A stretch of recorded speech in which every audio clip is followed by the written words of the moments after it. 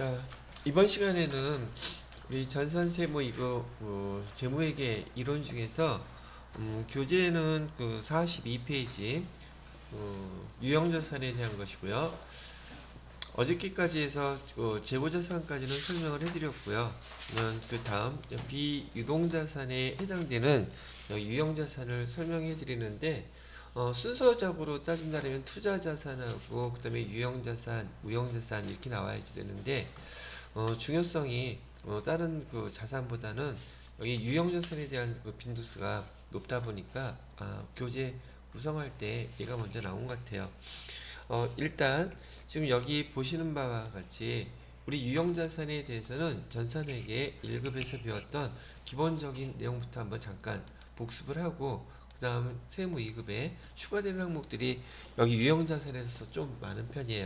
그래서 여기 내용들이 좀 특이한 것들도 있고 여러분들이 처음 접하는 것들도 있기 때문에 지금부터 복습하고 난 다음에 그냥 그 세무 2급에 해당되는 거 설명해 드릴게요. 자, 일단 유형자산이라고 하면 유형자산의 성격은 얘는 사용목적이라고 말씀을 드렸었죠. 유형자산이란 사용목적이다. 그 다음에 교재에서나 이런 자격시험에서는 얘를 영업용으로 샀다고 영업용 이런 말도 쓰고요. 업무용 이런 말도 쓴다고 말씀해 드렸었죠. 이게 이제 회사에서 영업활동을 하기 위해서 사용할 목적으로 사는 것들이란 얘기죠. 유형자산의 유형을 보게 되면 토지, 건물, 차량 운반구, 비품, 기계장치, 건설 중인 자산 이렇게 있는데 우리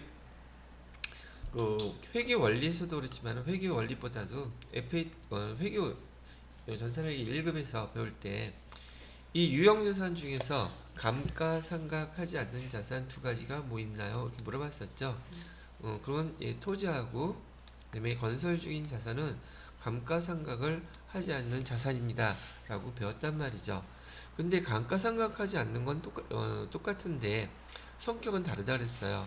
토지는 애시당초 감가상각을 할 수 없는 자산이고요. 건설 중인 자산은 우리 감가상각이라는 용어가 나오게 되면 감가상각은 사용 과정에서 발생하는 거라 그랬잖아요.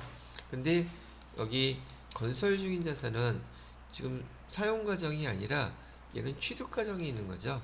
아직 건물이 지어지지 않았으니까. 그래서 얘는 취득 과정에 있는 항목이다 보니까 당연히 감가상각을 할 수 없는 거죠. 감가상각이라는 것은 사용 과정에서 발생하는 비용이라고 했었어요. 사용 과정에서 발생하는 그 비용이 감가상각비인데 건설 중인 자산은 지금 취득 과정에 있는 것이니라 아직 감가상각을 할 수 없다고 말씀해 드렸던 것들이죠. 그래서 전산회계 1급이나 여러분 자격시험 보셨던 FAT 1급에서 이런 내용 문제 물어보는 것도 풀어보셨을 거라고 생각이 들어요. 그러면 이 유형자산에 대해서 그 취득 과정에서의 이슈가 뭐가 있었나 봤더니 부대비용이었었죠. 이런 유형자산을 취득할 때 발생하는 부대비용들은 여기 취득하는 자산에 포함시켜주라고 아마 배우셨던 거 기억나실 거예요. 부대비용이 대표적인 것들이 뭐가 있어요? 토지나 건물 같은 경우에는 우리 취득세라든지 그 다음에 등록세 이런 것들도 있었고요. 그 다음에 토지 같은 경우에는 토지를 사용하기 위해서 얘를 갖다가 평평하게 만드는 토지 정지작업에 대한 비용이라든지 또 토지나 건물 같은 경우에는 부동산 중개수수료가 있죠. 중개수수료 이런 것들은 이런 유형자산을 취득할 때 발생하는 부대비용인지라 취득하는 그 자산에 다 포함시켜서 하라는 게 유형자산에서의 첫 번째 이슈였었어요. 그다음에 두 번째로는 그러면 이 유형자산을 보유하는 과정에서 또 돈을 쓰게 되겠죠. 그래서 여기 보유 과정에서의 이슈는 크게 수익적 지출과 자본적 지출을 구분할 줄 아는지 모르는지 이게 하나의 이슈라고 그랬었고 두 번째로는 감가상각비가 이슈라 그랬어요. 그래서 보유 과정이라기보다는 여기 사용 과정이라고 제가 바꾸는 게 더 맞겠죠? 좀 이따 여기 사용 과정이라고 바꿔볼게요. 자본적 지출은 원칙적으로 지금 우리 자산의 값어치 있죠? 자산의 가치가 증가하거나 또는 내용연수 사용하는 내용연수가 증가하는 경우 우리는 의미적으로 자본적 지출이라고 불렀고, 수익적 지출은요 그냥 비용 처리한다 그랬죠. 원상 복구, 원상 회복에 관련된 거. 그래서 여기 수익적 지출을 규정을 사용하실 때에는 건물에 관련된 거는 건물이나 기계장치 같은 경우에는 수선비라는 규정으로 비용 처리하세요, 이렇게 얘기했었죠. 수선비라는 비용 처리하고요. 차량 운반구라고 한다면은 이게 차량 유지비라는 비용으로 처리하세요라는 얘기 했었어요. 즉 좀 거창해 보이기는 하지만 우리 회계 담당자들이 기억하는 것은 자본적 지출이라는 것은 또 비용이 발생했을 때 자산 처리하라는 내용이라는 뜻이었었고요. 그다음에 수익적 지출은 돈 사용한 게 잇따르면 얘는 비용 처리하라는 말이라고 설명도 해드렸었던 거죠.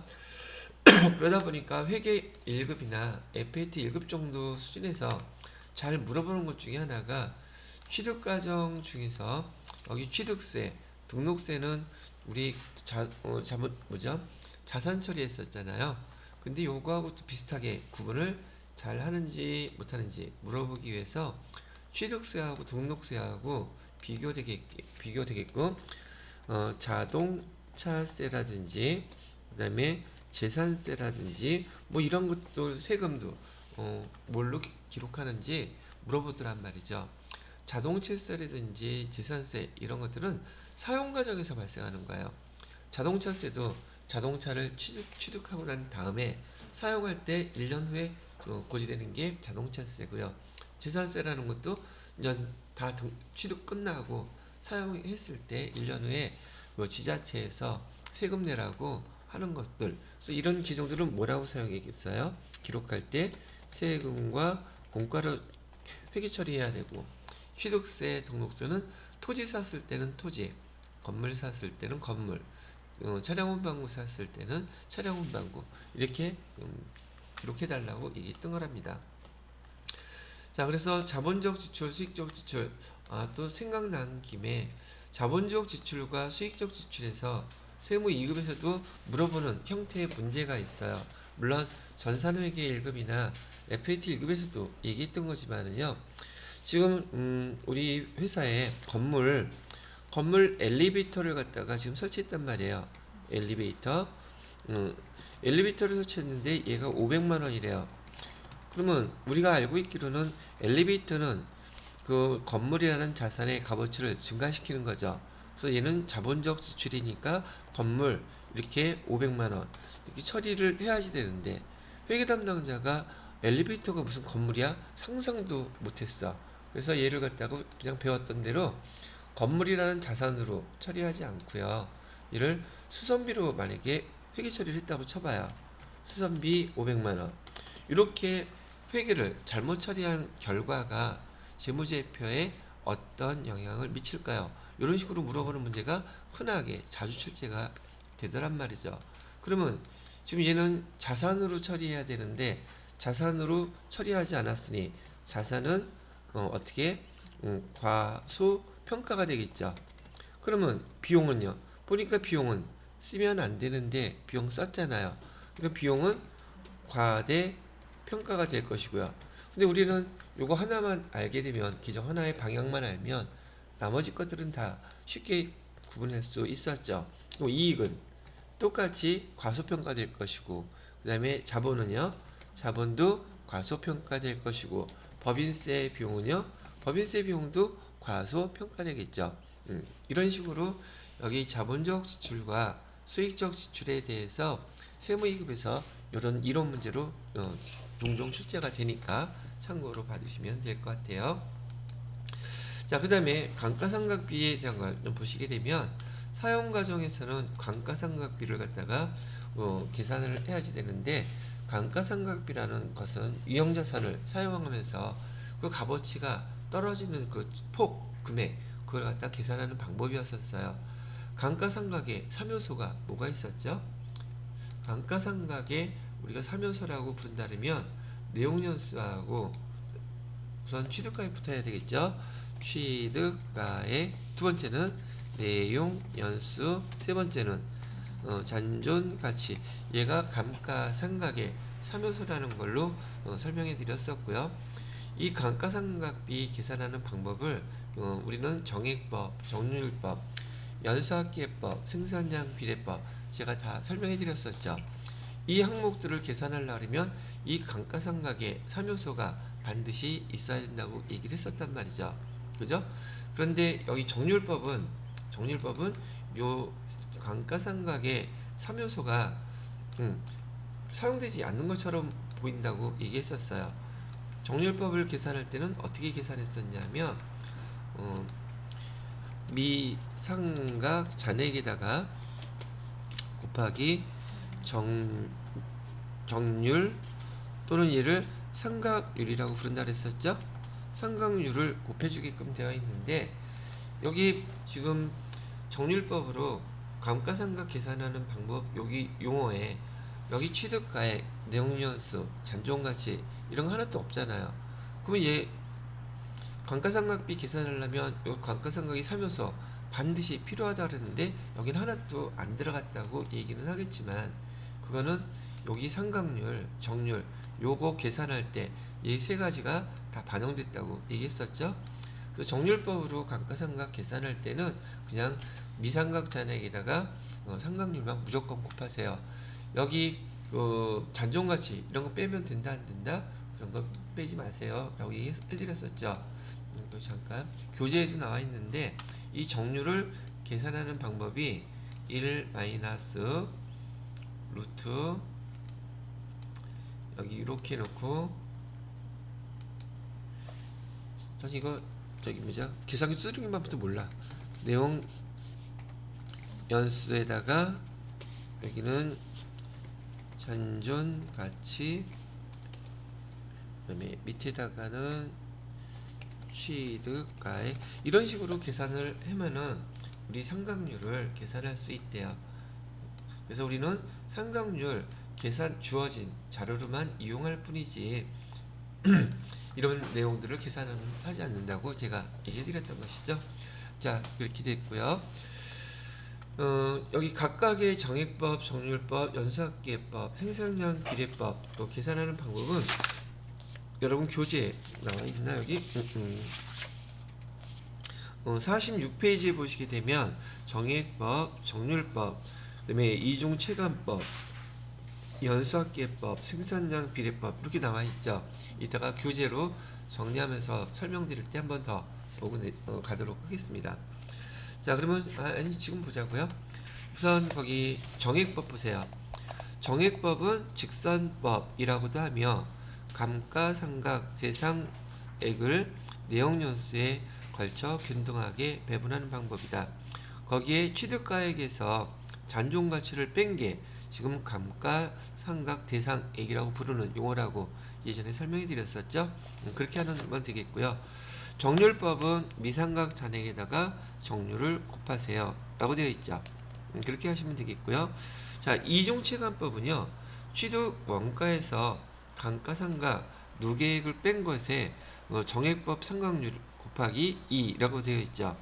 거기서 그러면은 취득원가에서 감가상각 누계액을 뺀 거에 내용연수 곱하기 2 요게 방법이고 뭐 계산까지는 할 필요는 없고요.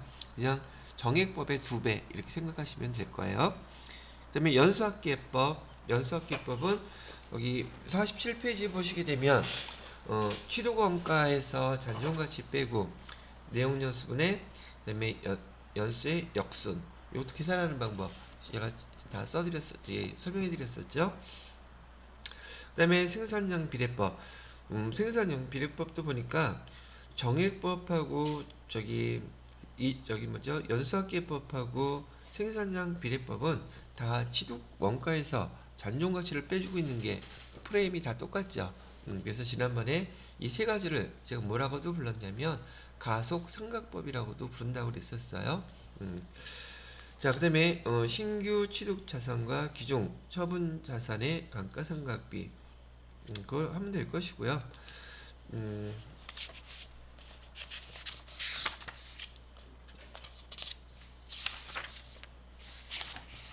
자, 그 다음에 저기 이어서만 볼게요. 앞에 부분은 다른 게 있으면 설명할 게 있어서 교재는 지금 뒤에 계속 이어서 먼저 설명할게요.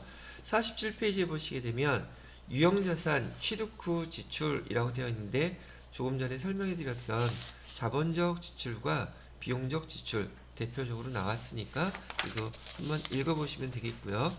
48페이지에 보시게 되면 우리 전산회계 1급에서 배웠던 자본적 지출의 그 내용들, 수익적 지출의 내용들을 비교해서 보시고 얘가 자본적 지출인지 수익적 지출인지 여러분이 구분하실 수 있어야지 돼요.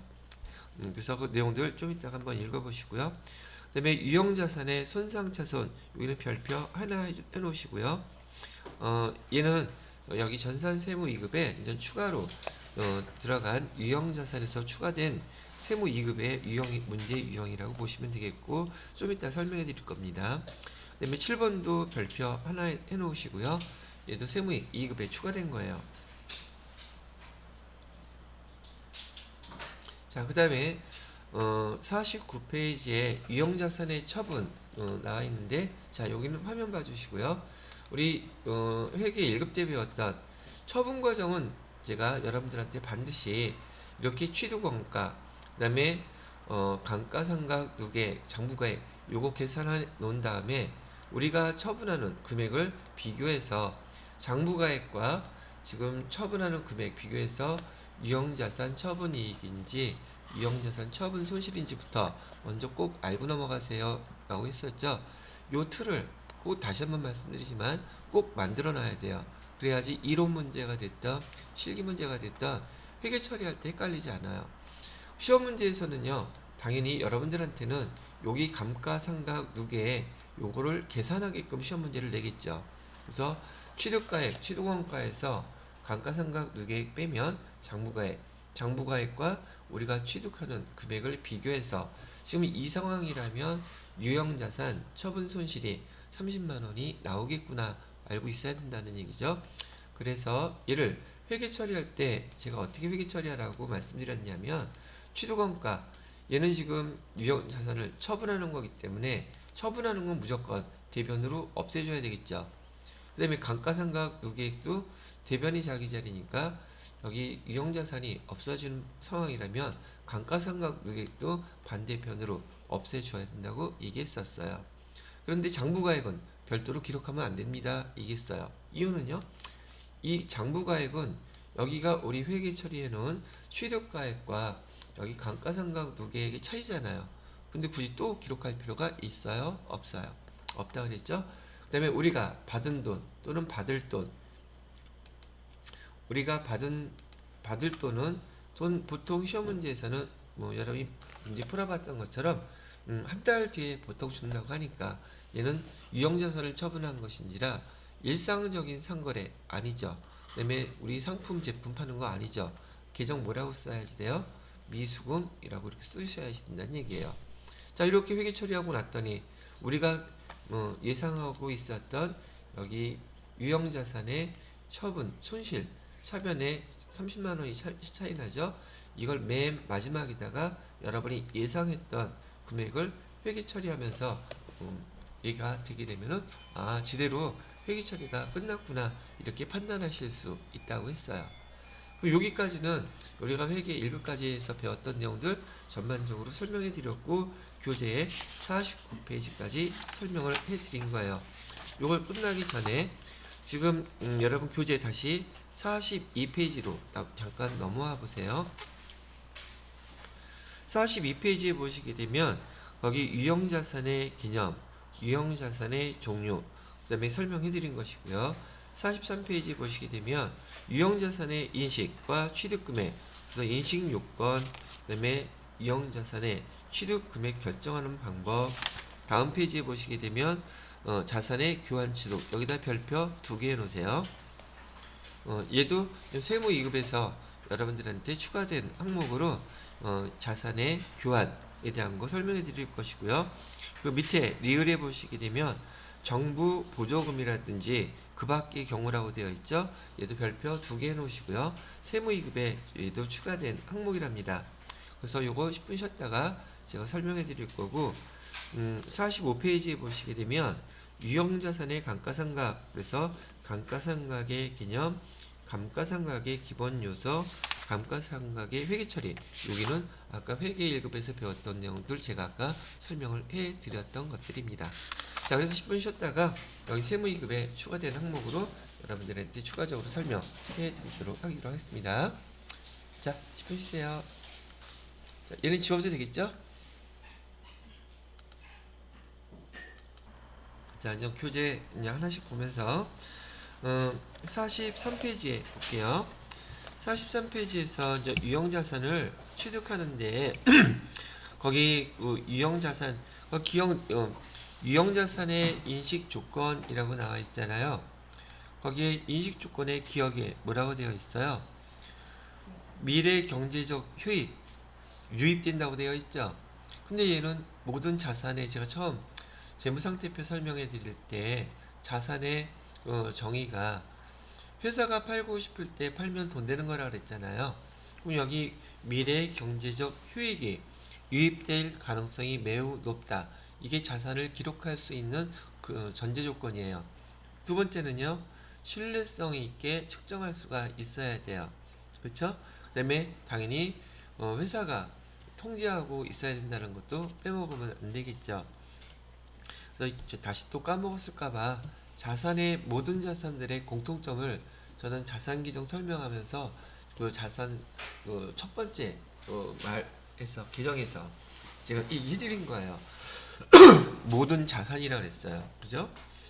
그다음에 유형 자산을 갖다가 우리가 취득하면서 기록을 해야 되는데 원칙은 공정가치, 시가로 기록하게 돼 있어요. 왜냐하면 자산이기 때문에 재무상태표에 기록되는 것은 그 현재 값어치로 기록이 되어 있어야 되겠죠.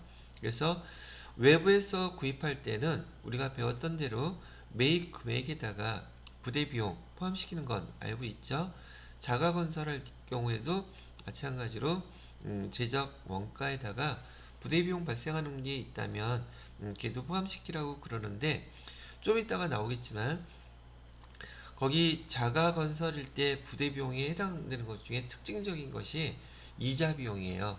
이자 비용이라는 경우는 지금 건물을 짓는데 대출을 받았어요. 그럼 대출 받은 이유가 뭐예요?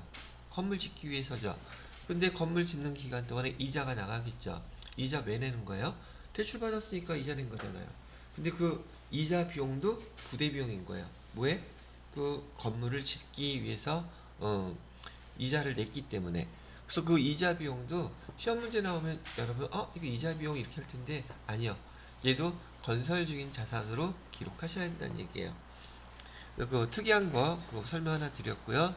그다음에 무상취득 요거는 여기 화면 잠깐만 볼게요. 뭐 설명은 간단한 것이지만 한번 들어보는 거하고 두 가지를 다 설명을 해드려 볼게요.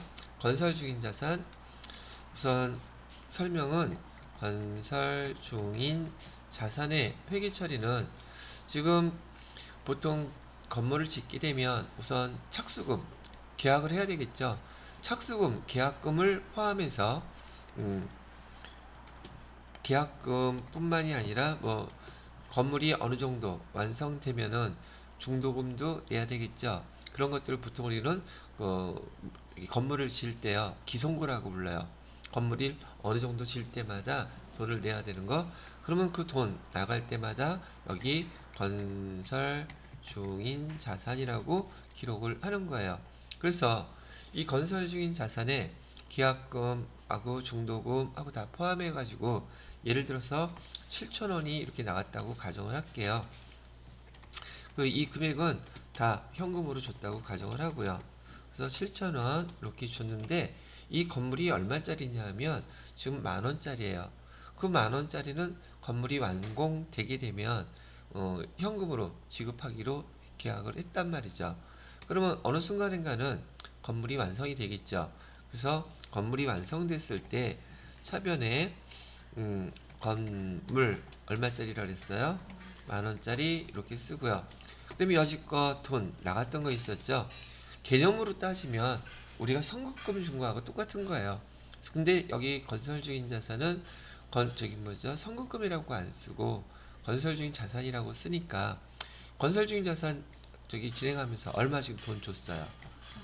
건설 중인 자산 여지껏 지급한 것은 7,000원은 줬단 말이죠. 근데 건물이 완성됐으니까 나머지 잔금은 현금으로 얼마만 더 주면 돼요? 3,000원만 더 주면 된다.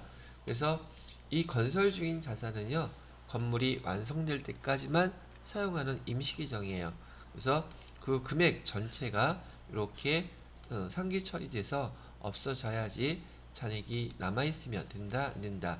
안 된다 그랬었고, 지난번에 어느 분이 질문하셨던 건데 누가 질문하셨는지 기억이 안 나지만, 우리 계약금이라고 쓰게 되면 선급금이라고 쓰기로 되어 있었죠. 계약금은 근데 선급금이라고 쓸 때에는 전제 조건이 재고자산일 때예요. 재고자산을 취득하면서 또는 재고자산을 팔면서 계약금을 받으면 선급금, 선수금 이렇게 쓰는데, 여기 건설 중인 자산, 유형자산일 때는 계약금이라 할지라도 규정을 얘는 뭐라고 쓴다? 여기 건설 중인 자산이라고 쓰셔야 돼요. 되셨죠? 그런 다음에 아까 여기 기성고라고 그랬었죠? 기성고 다른 말은 뭐 중도금이라고 생각하시면 돼요. 중도금, 건물이 지어지는데 들어가는 비용들. 자, 그 다음에 또 하나 특이한 거 지금 얘기했었죠? 건물을 짓기 위해서 돈이 모자라서 대출을 받았다면 거기 대출 받은 거에 대한 이자, 비용이 또 발생하겠죠. 걔도 뭐라고 써주라고요? 건설 중인 자산. 근데 이런 이자 비용인 경우에는요, 시험 문제에서 뭐라고 먼저 확정을 지어주느냐면 자본화 요건을 충족했다고 얘기를 해줘요. 자본화 조건이나 요건을 충족했다는 말을 하게 되면은 이 이자 비용을 건설 중인 자산이라고 쓰라는 뜻이구나 라고 이렇게 해석을 해야 된다는 얘기예요. 이해가 되셨습니까? 자, 그러면 건설 중인 자산에 대한 거는 다시 한번 제가 정리를 해 드렸고요. 그 다음에 우리 그 회사의 대주주인 분이 우리 지금 건물을 짓겠다고 하니 그 본사 줄 그 토지를 갖다가 그냥 흔쾌히 공짜로 내놨어요. 그럼 이런 걸 갖다가 우리는 뭐라고 부르냐면 무상취득이라고 불러요. 무상취득을 했는데 여러분들한테 제시하는 조건은 그 주주가 갖고 있을 때 취득 원가도 알려 줄 것이고요. 그 다음에 뭐도 알려 주냐면 장부가액도 알려 줄 것이고요. 그 다음에 공정가치도 알려 줄 거예요. 그러면 우리가 이 자산을 공짜로 받았는데 얘가 건물이라고 토지라고 가정했을 때 이 대주주가 샀을 때 얘를 10만 원 주고 샀어요. 그럼 이 금액을 써야 될지, 장부가액으로 지금 20만 원이에요. 이 금액을 써야 될지, 공정가치는 지금 현재 50만 원이에요. 이 금액을 써야 될지 모를 수 있잖아요. 근데 우리 장부에 기록될 때는 원칙이 뭐다? 항상 시가나 공정가치로 기록하게 돼 있다는 얘기죠. 왜? 재무상태표에다 기록해야 되잖아요. 재무상태표의 뜻은 뭐라 그랬어요? 그 시점에 현재 가치, 공정 가치를 갖다 기록해 줘야 되기 때문에 차변에다가는 지금 얘 토지를 받았으니까 토지 얼마를 써야 돼요? 50만 원 써주시고요. 대변에다가는 얘는 자산 수증 이익이라고 쓰기로 했었죠. 그래서 여기 50만 원 이렇게 써주시면 돼요. 근데 토지를 사게 되면 당연히 토지를 공짜로 받기는 했지만 취득세, 등록세 이런 거 내야 되겠죠. 그런 게 잇따르면 이 토지에다가 그 금액 이렇게 포함시켜 줘야 되겠죠. 그 금액이 10만 원이었다고 치면은요, 그럼 토지는 얼마짜리가 된 거예요? 60만 원짜리가 되고, 여기 취득세라든지 등록세 얘는 현금으로 지출에 따르면 현금으로 이렇게 처리해 주시면 되겠다는 얘기예요. 그럼 여기서는 지난번에 배웠던 자산 수중 2 이렇게 무상 취득하게 되면 공정가치로 기록해야 된다라는 것도 설명해 드렸고, 계정도 다시 한번 설명해 드렸고, 취득원가 포함시키는 거 부대 비용도 다시 한번 봤죠. 그래서 교재에 보시게 되면 무상 취득일 경우 자산의 공정가치로 기록하세요. 그 예의가 지금 제가 설명해 드린 이 예입니다. 그 다음에 구입하는 경우에는 구입하는 경우는 여기 벌써 회계 1급 때 너무 많이 반복됐던 내용이죠. 구입하는 경우에 밑에 취득 부대 비용, 거기 두 번째 줄, 세 번째 줄 취득 부대 비용에 해당되는 항목들이 그런 것들이 쭉 나열되어 있죠. 그래서 그런 걸 여러분들이 자산에다가 다 포함시켜야 되는 부대 비용으로 잘 기억하셔야 될 것이고요. 그 다음에 네 번째 줄쯤에 보시면 여기 시운전비라고 되어 있죠. 참, 여기 한번 보세요. 이 건설 중인 자산 그랬더니 여러분 머릿속에는 얘가 그냥 건물이라고만 생각해요. 아니라 그랬어요. 건설 중인 자산의 뜻은 기계장치도 포함돼요. 기계장치도 설치를 하려고 하다 보면은 한 번에 금방 설치가 되는 게 아니거든요. 그러면 그런 기계장치 설치할 때 이게 그 계약금 주고 등등하는 과정은 똑같아요. 그때 사용하는 계정이 건설 중인 자산이고요. 거기 부대 비용에 기계장치인 경우에는 시운전은 제품을 만들어내는 행위이긴 한데 거기서 뻐그러지면 취소할 수 있잖아요. 즉 시운전에 들어가는 비용은 취득 과정에 속하는 거예요. 얘는 사용 과정이 아니랍니다. 그래서 그런 것도 표시해 놓고 문제에서 그런 이해가 나오면 구분할 수 있으시면 되겠습니다. 자, 그 다음에 여기 이것도 시간이 이건 안 까먹었을 것 같아. 거기에 보게 되면은 국채, 공채 매입하는 경우라고 나와 있었죠. 이건 말로 해볼게요. 지난번에 차량 운반, 제가 대표적으로 차량 운반을 취득할 때 채권 사야 된다 그랬죠. 근데 현재 가치가 저기 금액이 예를 들어서 채권의 금액은 50만 원이에요. 그럼 우리는 걔를 문제에 따라서는 만기 보유증권으로 쓸 수도 있고 단기 매매증권으로도 쓸 수 있죠. 근데 50만 원이라고 쓰면 돼요, 안 돼요? 현재 가치는 30만 원, 40만 원이래요. 그러면 40만 원을 써야 되죠. 그럼 10만 원 차이가 나잖아. 그 10만 원이 뭐라 그랬어요? 부대 비용이라 그랬죠. 그래서 자산에다가 포함시켜 줘야 돼요. 이렇게 얘기했단 말이죠. 말로 하면 말은 역시 눈에 안 보이죠. 우리 속담에 백문이 불여 일견이라 그랬으니 보여드려야 되죠. 자, 하나 예를 들어 볼게요. 우리가 지금 승용차를 살려 하려는데 여기 이 차량 운반구에 실제 가격은 500만 원이래요. 근데 이 500만 원 중에는 지금 50만 원이 지금 채권이 우리가 공채를 의무적으로 취득해야 되는 금액이 있다는 거예요. 그럼 실제 차량 운반구의 가격은 얼마예요? 아니 차량 운반은 포함이 돼 있다고요. 500만 원 안에 500만 원 안에 공채 가격이 포함되어 있어서 500만 원만 내면 나는 차 딸랑 가지고 올 수 있어요. 근데 얘를 우리가 회계 처리하게 된다면 차변에다가 차량 운반구 450만 원 이렇게 쓸 거고요. 그 다음에 대변에 또 하나는 채권이 지금 공채가 50만 원짜리인데 우리 얘 차 산 다음에 이 채권 바로 팔아서 없애버릴 거예요. 그러면 뭐라고 쓰면 되겠어요? 단기 매매 조건이라고 쓰는 거예요. 그때는 단기 만기까지 보유하겠다 그러면 만기 보유증권이라고 쓰시면 돼요. 단기 매매 증권 50만 원 이렇게 쓰고서 대변에다가는 우린 편하게 돈 많으니까 우리 현금으로 다 줬어요. 이렇게 하면 우리는 차를 갖고 나올 수 있죠. 근데 여기 단기 매매 증권은요 5년 후에 만기가 되면은 그때 50만 원 준다는 얘기지 지금 50만 원이란 뜻이 아니죠. 그래서 얘를 현재 가치로 따져봤더니 요거 채권 지금 팔면 지금 5년 앞당겨서 파는 거죠. 그랬을 때 그걸 우리는 할인한다 그래요. 그러니까 정확한 명칭으로는 상각한다 그러는데 얘를 지금 현재 보통 시험 문제에서는 공정가치라고 나오는데 공정가치가 40만 원짜리래요. 그러면 단기 매매 증권은 당연히 40만 원이라고 기록해 놔야겠죠.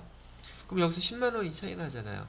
10만 원은 이 차량 운반구를 취득하는데 발생한 부대 비용이라고 본다는 얘기예요. 그래서 차량 운반구의 값은 얼마짜리가 되는 거예요? 460만 원짜리 이렇게 써주셔야 된다는 얘기예요. 이해되셨죠? 10만 원 이렇게 차이 나는 거는 뭐라고 본다? 차를 취득할 때 부대 비용으로 보아서 차량 운반구 값에다가 포함시켜서 이렇게 써준다. 이렇게 하면은 그것도 정리 끝났죠. 그죠? 이해되셨어요? 안 되셨어요? 최종 저 10만 원이라는 게 주어지지 않으면 원래 상태대로 아니 주어져요. 주어져요? 시험 문제 풀어야 되니까. 주어지면 저 460만 원과 40만 원 이렇게 표시되는 거 그렇죠. 파란색으로 표시되는 회계 처리를 해주셔야지 돼요.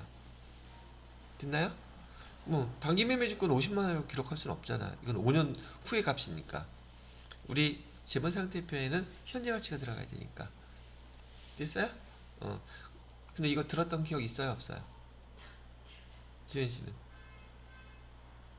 이렇게 써주셨는지 모르겠는데 말씀을 해주신 거예요. 그래? 하여튼 자 여기까지가 지금 교재 이제 보면서 설명해 드린 내용들이고요. 자 그다음에 그 다음 페이지로 자가건설하는 경우도 이제 읽어보시면 될 것 같으시고요. 다음번 페이지에 보시게 되면 이렇게 우리 유형 자산을 취득하는데요. 유형 자산을 취득하는데 취득하는 게 외부에서 사오는 경우도 있고 그 다음에 자가건설 하는 경우도 있고 그 다음에 공짜로 무상 취득하는 방법도 있고 그죠? 그 다음 페이지에 나온 거는 이번엔 교환하는 방법도 있어요. 그죠? 교환하는 거 이거 지난번에 제가 설명을 해드렸는지 안 해드렸는지 기억은 안 나는데 오지랖 넓게 아마 다 했을 거예요. 생각나면 다 하니까. 지금 제가 이 화면에 빨간 글씨로 밑에 써놓은 거 보시게 되면 교환이라고 되어 있죠. 교환 취득은 동종 교환과 이종 교환 두 가지 종류가 있어요. 그 다음에 정부 보조금에 대한 거, 정부 보조금을 받고 취득하는 경우, 그 다음에 손상차손 요 네 가지를 설명을 해 드릴 거랍니다. 자, 요거는 지워도 되겠죠? 제가 어저께 준비 많이 했어요. 사실 이건 어저께 준비한 게 아니라 여기 다른 수업할 때 만들어 놓은 거예요. 그래서 만들어 놓은 것도 있고 지금 여러분 수업하면서 열심히 지금 업데이트 하는 경우도 있고. 자 유형자산의 처분은 아까 설명해 드렸던 거 또 나와 있죠. 그래서 유형자산의 처분의 기본 과정들 지금 제가 설명을 해 놓은 것이고요.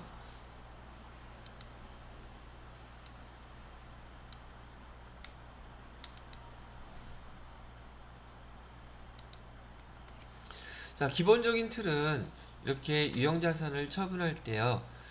차량 운반구의 취득원가, 감가상각 누계의 장부가액 계산되어 있고 얘를 얼마에 매각하는지 장부가액과 비교해서 지금 우리가 파는 금액 차이가 지금 10만원 이런 유형자산 처분 이익이 나오겠구나. 그래서 회계 처리는 이렇게 하라고 또 얘기해 드렸었죠. 근데 지금 이렇게 배우는 거는 지금 여기 유형자산 처분할 때 부가가치세가 없어요 지금은. 그죠? 근데 실제로 우리가 이 시험 문제 나올 때는 부가가치세가 있고 세금계산서도 발행해 줘야지 돼요. 매각하는 금액 여기 150만원이라고 한다면 부가세 예수금 15만원까지 포함해서 그러면 여기 미수금은 얼마가 돼야 돼요? 150만원이 아니라 부가세까지 포함된 165만원이 돼야 되고 우리가 세금계산서 입력하게 되면 대변에 부가세 예수금은 자동으로 떠 있죠. 그래서 여기 대변에 부가세 예수금 15만원 있고 그 다음에 차량 운반구 뭐 여기 매각하는 금액들 쭉 나오게 된단 말이죠. 요것만 주의하시면 돼요. 부가세가 들어갔을 때. 자 이번에는 여기서 나왔던 유형자산의 교환을 동종교환부터 설명해 드릴게요. 여러분들한테 제가 이게 중요하다고 자꾸만 반복하는 이유가 이 동종교환도 기본적으로는 이 유형자산의 처분에 베이스를 두고 있기 때문에 거기서 회계 처리만 조금 바뀌기 때문에 얘를 잘 이해를 하고 있어야 된다고 얘기를 해드리는 거예요. 자 보세요. 동종교환인 경우에는 여기 어차피 교환이라 할지라도 우리가 갖고 있던 자산을 주는 건 똑같아요. 그러다 보니까 우리가 처분할 때 차량 운반구 대변으로 없애주고 차변의 감가상각 누계액 없애주고 요거는 똑같아요. 그죠? 이렇게 해놓은 다음에 지금 얘는 돈을 받는 게 아니잖아요. 동종교환이라는 것은 계정 과목이 같은 걸 얘기해요. 그리고 우리가 승용차를 주고 거래처에서 트럭을 갖다가 교환하기로 했단 말이죠. 그러면 여기 새로 받는 그 트럭도 차량 운반구이기는 똑같죠. 그게 얼마로 할 거냐는 거예요. 얼마로 기록할 거냐는 게 시험 문제인데, 동종교환일 때는 우리 여기 장부가액 있죠? 이 장부가액으로 그대로 기록해요. 그러니까 여기 차량 운반구 감가상각누계 나머지 장부가액 그대로 쓰니까 유형자산 처분이익이나 유형자산 처분 손실이 나올 리가 없겠죠. 그래서 기억하셔야 돼요. 동종교환은 차량 운반구 취득하는 새로 교환하는 그 유형자산의 가액을 얼마로 기록한다? 장부가액으로 기록한다. 그렇게 딱 기억하고 계셔야 돼요. 되셨죠? 시험 문제에서는 거래처에 아까 말씀드렸던 것처럼 거래처의 취득원가도 막 가르쳐주고요. 여러분 그래 이제 헷갈릴 거 아니야. 그 다음에 감가상각 누계액도 가르쳐줘요. 또는 여기 장부가액도 가르쳐줘요. 또는 공정가치도 가르쳐줘요. 이 네 가지를 다 가르쳐주는데 동종교환이라고 한다면 이런 거 필요 있어요? 없어요? 다 없단 말이에요. 뭘로 기록하니까? 우리 유형자산의 장부가액으로 기록하는 것이기 때문에 이건 거 주어져도 다 쓰잘데기 없는 거다. 되셨나요? 자, 두 번째. 이번에는 이종교환이라고 하는데, 이종교환인 경우는 지금 우리가 주는 건 여기 차량 운반구 수용차 주고 거래처에서 사용하던 비품, 대형 에어컨 받기로 했다고, 교환하기로 했다고 하면은 비품과 유형 차량 운반구는 계정이 다르죠. 이런 걸 이종교환이라고 불러요. 이종교환은 비교할 수가 없기 때문에 공정가치로 기록합니다.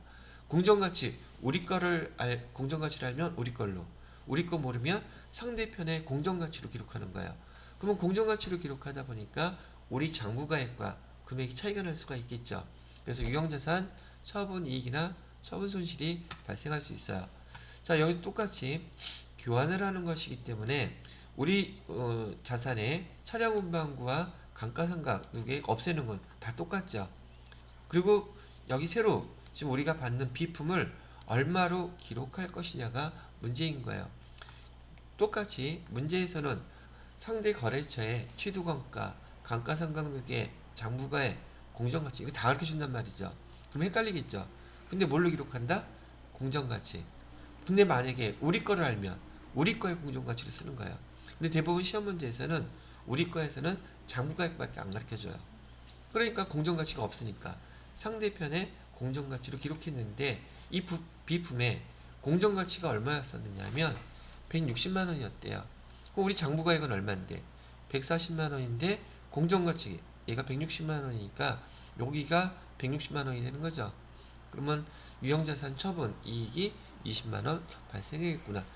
얘는 내용이 어려운 건 전혀 아니에요. 내용이 어렵지는 않은데 여러분이 앞에서 여지껏 배웠던 유형자산의 처분 요 과정과 얘를 연결시켜서 이렇게 설명해냈을 때 요거를 제대로 이해하고 있느냐 그걸 잘 기억하는 게 여기 포인트예요. 내용 자체가 어렵지는 않아요. 근데 여기 유형자산 처분에 대한 개념이 없는데 유형자산의 교환은 이해가 될까? 그럴 리가 없잖아요.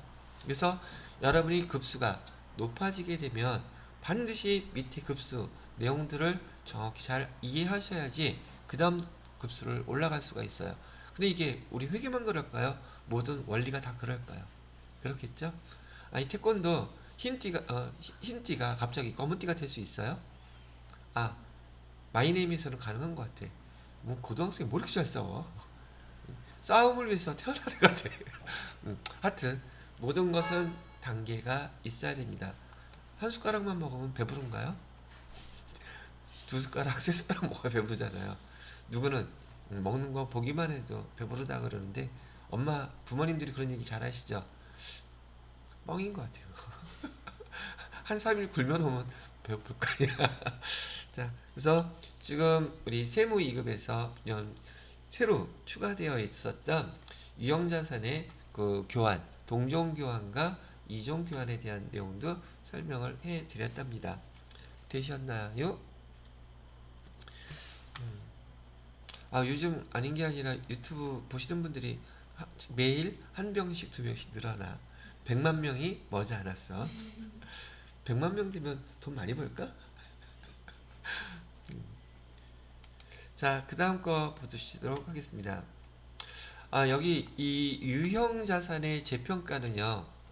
유형 자산의 재평가는 현재 여러분 여기 나와 있는 것보다 자본 계정에서 나와요. 지난번에 그 자산 재평가 잉여금 설명해 드린 적 있었죠? 왜 자본 계정에 기타 포괄 손익 누계 계정에서 첫 번째 게 뭐예요? 구구단식으로 빨리빨리 기억하세요. 기타 포괄 손익 누계의 첫 번째 거는 자산 재평가 잉여금이에요. 바로 이거예요. 근데 얘도 유형자산에서도 그 설명이 나오고요. 그다음에 저기 자본 계정에서도 설명이 나오는데 저는 자본 계정에서 설명해 드렸었거든요. 근데 유형자산하고 관련된 거기 때문에 자본 계정도 볼 겸 제가 지금 다시 한번 설명을 해 드리고 차후에 자본 계정할 때 얘는 하도록 하겠습니다. 자, 잘 들어보세요. 아니, 어저께 세무 1급 수업하는데 세무 1급 들어오신 분들이 자본 계정을 5개도 기억 못하고 있어. 자본금 계정이 뭐 있어요? 그랬더니 자본금이요. 그 다음에 잉여금이요. 그 다음에요 묵묵부담. 이러면 안 돼요. 여러분들은 이제 다 외우고 계실 텐데 어저께도 자본 계정을 갖다가 세무 1급 수업에서 그렇게 여러분들한테 회계 1급 때 했던 것들을 갖다가 제가 주구장창 설명을 했단 말이죠. 자, 여러분들은 머릿속에 잠깐 떠올리세요. 여러분들 자꾸 노력하지 않으면 여기 우리 훈련 과정 끝나고요. 1달 내지 2달 안에 다 까먹어요. 아깝지 않아요? 자, 첫 번째 자본 계정에는 법인인 경우에요. 법인인 경우에는 자본금, 두 번째는 자본 잉여금, 세 번째는 자본 조정, 네 번째는 기타 포괄 손익 누계, 다섯 번째는 이잉여금, 5가지가 있어요. 첫 번째 자본금은요. 주식수 곱하기 액면가액으로 기록하셔야 됩니다. 증자하고 감자일 때만 사용돼요. 그 다음에 두 번째로는 자본 잉여금에는 주식 발행 초과금이 있었고 감자 차익이 있었고 그 다음에 자기 주식 처분 이익이 있었죠. 3가지. 자본 조정에는 요 3가지에 반대되는 것들 주식 할인 발행 차금 그 다음에 감자 차손 자기 주식 처분 손실 하나 더 추가하라 그랬죠. 자기 주식. 그 다음에 네 번째 기타 포괄 손익 누계에게는 자산 재평가 잉여금, 두 번째로는 제일 많이 나오는 것 중에 하나인 매도가능증권 평가예요. 평가 손익 얘가 자본 계정이에요. 그 다음에 마지막으로 해외 자산 환산 손익 시험 문제 여지껏 단 한 번도 안 나왔어요. 써놓긴 했는데 마지막 이 잉여금에는 2가지 기억하라 그랬었어요. 정기월 미처분 이잉여금, 두 번째는 단기 순이익 이렇게 기억하시라 그랬었죠. 여기서 자산 재평가라고 하는 것은 자산 재평가 잉여금이 어떤 때 사용되는 것인지 그거를 설명해 드리기 위한 것인데요. 여기에는 여러분 전산 세무 2급 재무회계에서 마지막 파트에 회계 변경이라는 여기 항목이 파트가 하나가 추가되어 있어요. 그 회계 변경에서도 설명되는 내용이기 때문에 이찬접찬 제가 여기다가 갖다 놓고 그냥 설명을 해드립니다. 자, 우리가 건물을 취득했을 때 그 금액으로 기업회계 기준에 따라서 우리가 기록하는 걸 우리는 원가 모형이라고 불러요. 그래서 원가 모형으로 기록하게 되면 건물 10만원, 물론 이 건물 안에는 부대비용 다 포함되어 있다고 가정을 할게요. 자, 현금 주고 샀어요. 그러면 얘는 건물 주고 샀을 때 증빙서류들도 기업회계 기준에 따라서 다 기록을 해놨겠죠. 그리고 매년 감가상각 하겠죠.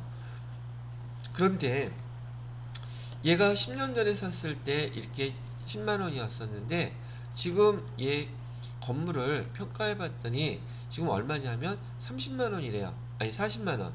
얼마?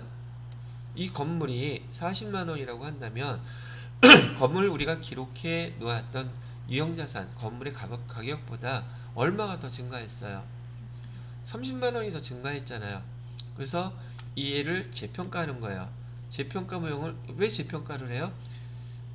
이런 거 재평가할 때 내 마음대로 재평가할 수 있어요? 없어요? 이거 하려면 감정평가사한테 돈 주고 해야지 돼요. 그런데 회사에 어떤 필요성이 있어가지고 재평가를 했더니 건물의 값어치가 지금 40만 원이고 그럼 얘를 재평가한 대로 단기 매매 증권처럼 증가한 만큼을 추가로 기록합니다. 건물은 얼마가 증가했다? 30만 원이 증가했죠. 30만 원이 이렇게 증가했으니까 차변에 30만 원. 그럼 30만 원 증가한 대변은 뭐라고 기록해요? 아까 제가 자산 재평가 잉여금이라고 했는데 재평가 잉여금 차변에 자산인 건물 와 있으니까 자산이란 말 또 쓸 필요가 있어요, 없어요? 그래서 회계 처리할 때는 그냥 재평가 잉여금이라고 씁니다. 그러면 재평가에서 잉여금이 얼마가 생겼어요? 30만 원이 더 생겼죠. 이때 쓰는 용어예요, 얘가. 되셨나요? 그런데 회사에서 목적에 따라서 이렇게 재평가 모형으로 바꿨다면 그 다음에서부터는 단기 매매 증권처럼 매년 말마다 공정가치로 매년 평가해야 돼요. 매년. 아시겠죠? 그러면 지금 1년 뒤에 공정가치가 건물이 지금 40만 원짜리였는데 현재는 다시 공정가치로 평가해 봤더니 25만 원짜리가 됐더래요. 25만 원짜리가 됐으면 15만 원이 지금 까인 거죠. 그럼 건물은 얼마큼 빼주면 돼요? 15만 원은 빼줘야 되겠죠?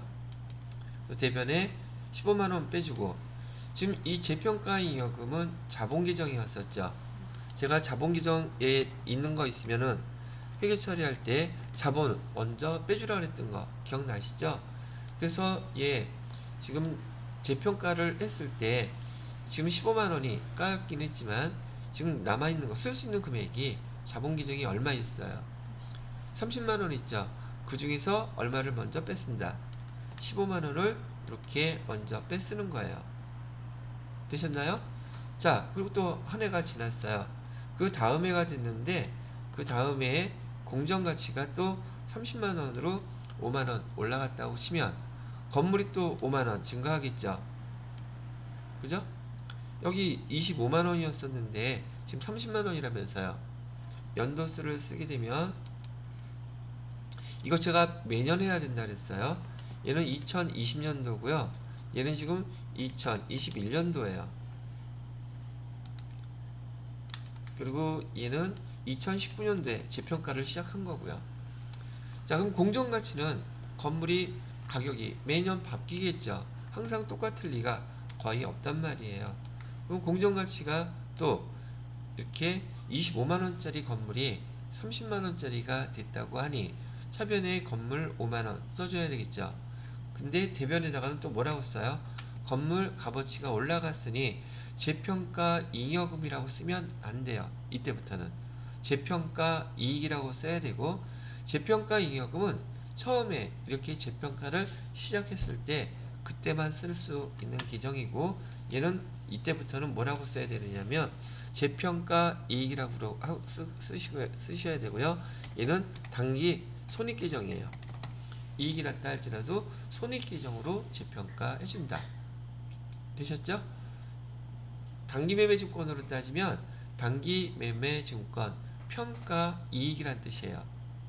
근데 자산일 경우에는 재평가 이익이라고 해서 손익 계정으로 기록해 주시는 거고 여기 재평가 잉여금은 그냥 남아있죠.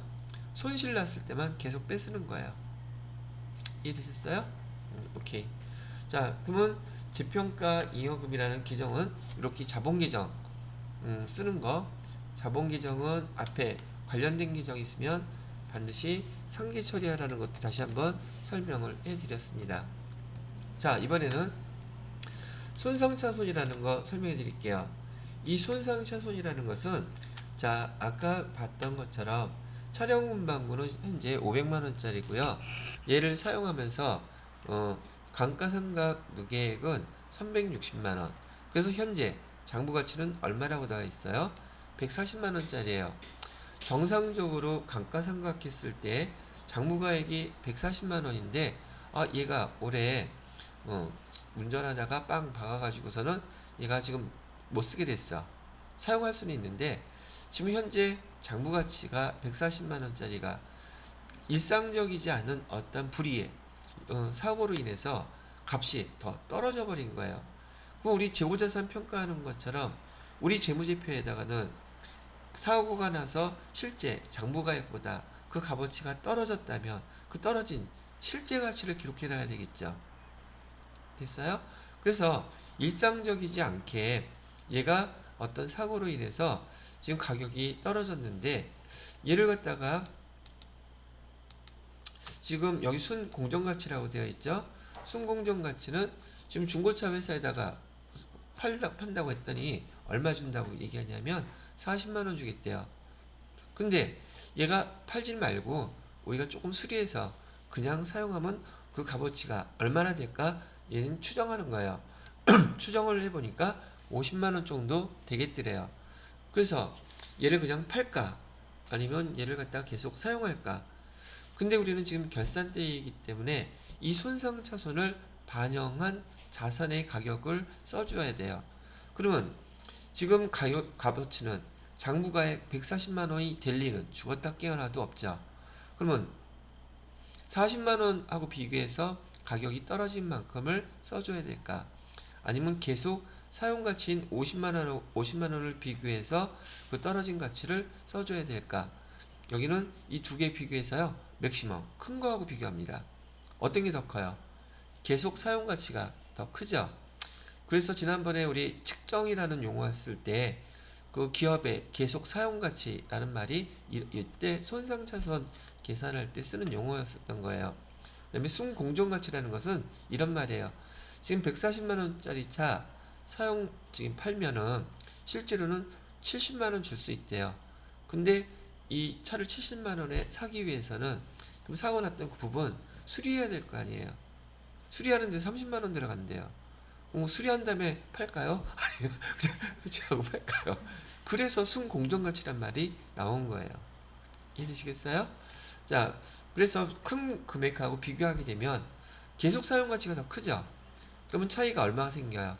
90만 원 생기죠? 이 90만 원이 손상 차손이에요. 즉, 손상 차손은 이론상으로 지난번에 그 재무회계에서 재고자산이 있었잖아요. 재고자산의 저가법하고 똑같은 이론인 거예요, 얘가. 저가법 재고자산일 때도 자산이었잖아요. 실제 가치 평가했죠.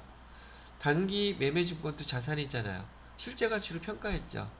유형자산도 일반적인 그런 감가상각이 아니라 어떤 다른 원인으로 인해서 자산의 가치가 떨어졌다면 평가해서 그 비용 처리해야 한다는 얘기예요. 원리는. 그래서 여기 차변에다가 기정 뭐라고 써놨어요? 손상차손 비용계정이죠. 대변에다가는 뭐라고 썼어요? 유형자산은 감가상각 누계액 쓰는 것처럼 손상차손 누계액 이렇게 쓰는 거예요. 이해가 됐습니까?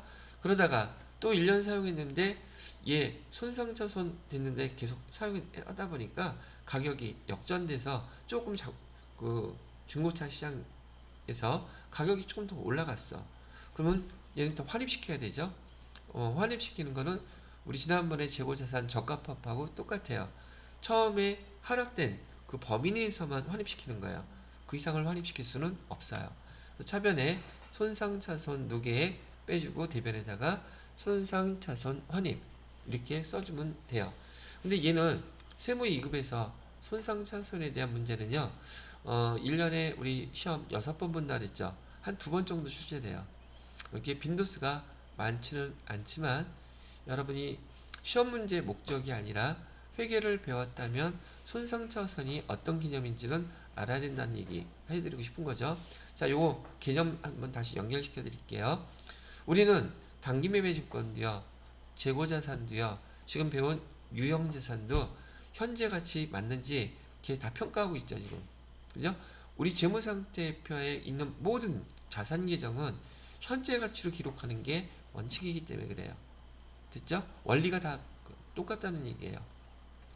자, 그래서 여기 지금 유형자산에 대한 손상차손까지 설명을 해드렸고요.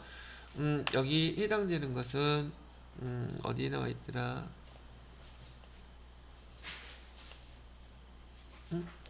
아까 손상차손 있었었는데.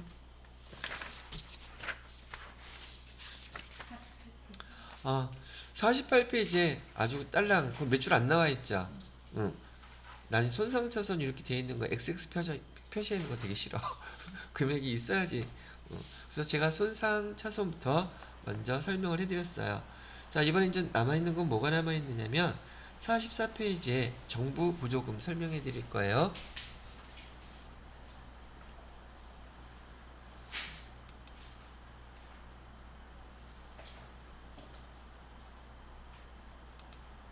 자, 보시죠.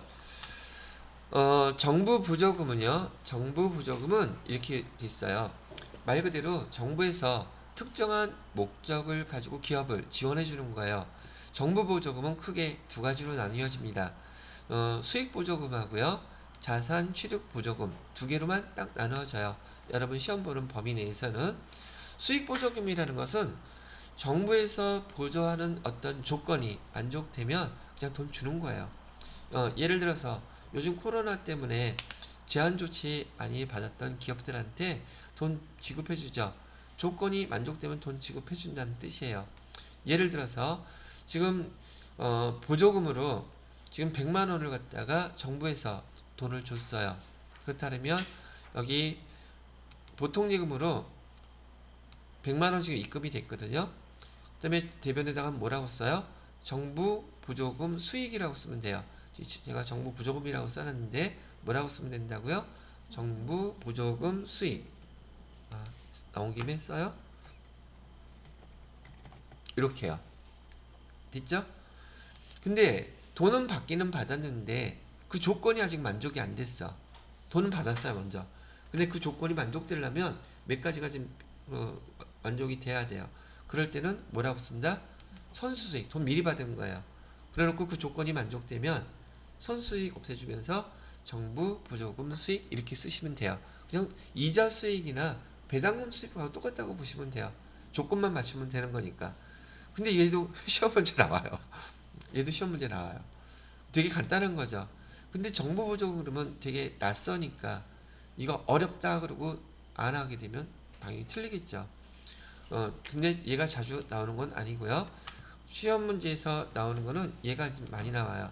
자산 취득과 관련된 보조금. 자, 보통 예를 들어서 기계 장치를 갖다가 국가에서 어떤 산업을 육성하려고 해요. 예를 들어서 3D 프린팅 사업을 좀 산업을 국가에서 지금 지원하고 싶은데 육성시키기 위해서 어떤 사업자가 나 한번 3D 프린팅 사업 해볼게요. 그러려면 뭐가 있어야 돼? 3D 프린터가 있어야 되겠죠. 그거 취득할 때 국가에서 얼마 보조해줄게 이렇게 얘기를 하는 거예요. 자, 이 3D 프린터가 예를 들어서 500만 원이에요. 근데 거기에 100만 원 지원해준다 이렇게 얘기를 조건을 걸은 거예요. 그래서 그 조건을 갖다가 만족시키기 위해서 이 사업자가 그 3D 프린터 계약도 하고 지금 준비가 다 됐어요. 그러면 정부에서는 아까처럼 보통예금으로 돈, 정부 보조금 이렇게 보내주겠죠. 그죠? 보통예금으로 지금 100만 원 들어왔어요. 정부 보조금이. 대변에다가는 뭐라고 쓰면 돼요? 정부 보조금 쓰면 돼요. 근데 하나 주의해야 될 것은 정부에서 보내준 보조금이 지금 보통예금으로 들어갔죠. 근데 정부에서는 얘 회계 처리할 때 니네 보통예금 통장에 있는 돈과 정부에서 보내준 그 돈 항상 구분해서 표시를 해놓으라고 얘기했단 말이죠. 그러면 우리 재무상태표에 보통예금 통장에는 어떻게 표시가 되느냐 하면 지금 이 회사의 보통예금 통장에는 지금 현재 얼마가 잔액이 있냐면 800만 원이 있어요. 뭐까지 포함해서 정부 보조금 100만 원까지 포함해서. 그런데 정부에서는 회계 처리할 때 정부 보조금은 반드시 별도로 처리하라고 했었죠. 표시하라고. 그래서 정부 보조금 100만 원 이렇게 빼주게 되면 이 회사의 보통예금의 자기 돈은 실제로 얼마 있는 거예요. 이렇게 구분 표시하라고 했단 말이죠. 그러다 보니까 이 정부 보조금의 성격이 우리가 배웠던 매출채권의 대손충당금하고 성격이 비슷해졌단 말이죠. 차감 규정이 돼버린 거예요. 그래서 여기 뭐라고 써놨어요? 보통예금 규정이 차감 규정이라고 되어 있죠. 이해됐습니까?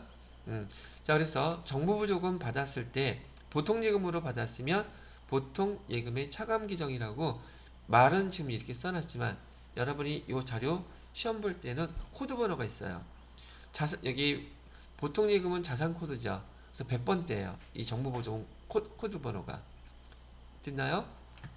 자, 이번에는 근데 만약에 정부보조금을 현금으로 받았다면 현금 계정이 차감 계정으로 해놔야지 돼요. 만약에 당좌예금으로 받았다면 당좌예금에 차감 계정이라고 이렇게 붙여 쓰시면 된다는 얘기죠. 이해가 됐어요? 자, 그렇다가 전 때가 돼가지고 이 회사에서는 이 기계장치를 샀어요. 샀는데 얘는 우리가 회계 처리하는 거 일반적으로 회계 처리하는 거 똑같아요. 기계장치는 얼마짜리라 그랬어요? 아까 500만 원짜리라 그랬었죠? 자, 기계장치 500만 원짜리 샀어요. 그다음에 이 기계장치에 대한 대금 결제할 때 보통예금으로 이체해 줬어요. 그럼 이 보통예금 500만 원 안에는 정부보조금 100만 원도 같이 빠져나갔겠죠. 그죠? 근데 요거 회계 처리하는 거는 기계장치 샀을 때 보통예금에서 이체해 줬다. 얘는 별반 어렵지 않아요. 중요한 것은 아까 여기 보통예금으로 받았던 정부보조금 얘 있죠. 이 차감계정 얘 사용했잖아요. 그럼 얘 없애줘야 되죠. 그래서 회계 처리할 때 이 정부보조금 대변에다가 있었던 얘를 차변으로 이렇게 상기시켜서 얘를 없애주셔야지 돼요. 그리고 대변에 그러면 근데 대변에 또 정부보조금 또 나왔어. 마찬가지 원리예요. 이번에 정부보조금은 어디 들어가 있는 거예요? 보통예금에서 이제 빠졌고 기계장치 밑에 있는 거잖아요. 기계장치 500만 원짜리인데 거기에 정부보조금 얼마가 들어가 있다? 100만 원 들어가 있으니까 회사의 정부보조금은 실제로 얼마인 거예요? 기계장치에 대한 건 400만 원이죠. 그래서 이번에는 기계장치 500만 원짜리를 샀는데 기계장치 500만 원 다 우리 거 아니죠. 여기에 얼마가 있어요? 정부보조금 100만 원 있죠. 그러면 실제로 우리 회사의 기계장치의 우리 거의 값은 얼마만 우리 거예요? 400만 원만 우리 거라는 얘기예요. 이해됐어요? 그래서 여기 정부보조금이 회계 처리할 때 이런 식으로 없어지고 다시 기계장치로 따라붙는다. 차감 기정이다. 이렇게 이해하시면 돼요. 자, 기계장치를 샀으면 1년 지나면 또 뭐 해줘야 돼요? 감가상각해야 되죠. 자, 감가상각은 내용연수는 5년이고요. 정액법으로 감가상각한대요. 그럼 기계장치 500만 원짜리 내용연수 5년으로 나누면 차변의 감가상각비 100만 원, 대변의 감가상각 누계 100만 원. 이거 쓰는 건 하나도 어렵지 않잖아요. 이해됐음? 근데 지금 이 기계장치 안에는 정부보조금 있었죠? 정부보조금도 기계장치 상각하는 방법하고 똑같은 방법으로 상각합니다. 그러면 정부보조금 얼마 받았었어요? 100만 원 받았었죠? 그게 내용연수 5년으로 나누면 얼마가 상각이 돼요? 20만 원? 그러면 아까 여기 정부보조금 기계장치에 붙어있던 거 얼마 있었어요? 100만 원이 있었죠? 그 중에서 얼마가 지금 사용되는 거예요? 20만 원은 사용되는 거죠? 그죠? 그래서 정부보조금 20만 원을 여기서 이렇게 빼쓰는 거예요. 그럼 정부보조금 기계장치에 남아있는 거 얼마 남아있겠어요? 80만 원. 다음에 1년 또 지나가면 60만 원. 그 다음에 또 지나가면 이렇게 해서 몇 년 동안 얘를 갖다가 상각해 주겠어요. 기계장치하고 똑같이 5년 동안 상각을 해서 없애버리겠죠. 그죠? 그런데 특이하게 대변에 뭐라고 썼어요? 여기 기계장치 1년 썼을 때 감가상각비가 100만 원이었는데 정부보조금을 상각해 주면서 대변에 또다시 감가상각비를 빼주고 있죠. 그죠? 그러면 손익계산서에 들어가는 올해 감가상각비는 얼마만 들어가겠어요? 감가상각비 여기 100만 원 있잖아요. 여기 지금 20만 원 뺐죠. 그럼 감가상각비는 80만 원만 들어가겠죠. 그죠? 그럼 20만 원만큼 이익은 올라가겠죠. 정부보조금은 이렇게 해서 100만 원 지원해 놓고 5년 동안에 이익이 20만 원씩 계속 그 사업을 유지하는 기간 동안에 20만 원씩 지원해 주는 거예요. 이렇게 처리를 하더라. 그러면 기계장치는 1년 지났을 때 어떻게 표시가 되느냐 하면 지금 여기 보시는 것처럼 기계장치 지금 500만 원짜리죠. 1년 감가상각했더니 100만 원이죠. 그래서 장부가액은 얼마로 되어 있었어요? 400만 원. 400만 원인데 정부 보조금 얼마 남아 있어요? 이 400만 원 중에서 80만 원 남아 있죠? 이 회사의 자기네 기계 장치의 값은 얼마겠어요? 320만 원만 남아 있겠죠.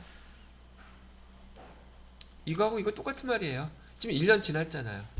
그럼 1년 지난 것만큼 정부 보조금 아까 20만 원 빼줬으니 정부 보조금 이제 80만 원만 남아 있을 거 아니에요. 기계 장치 가격에. 이해됐어요? 요 개념을 잘 이해를 하셔야 된다는 얘기입니다.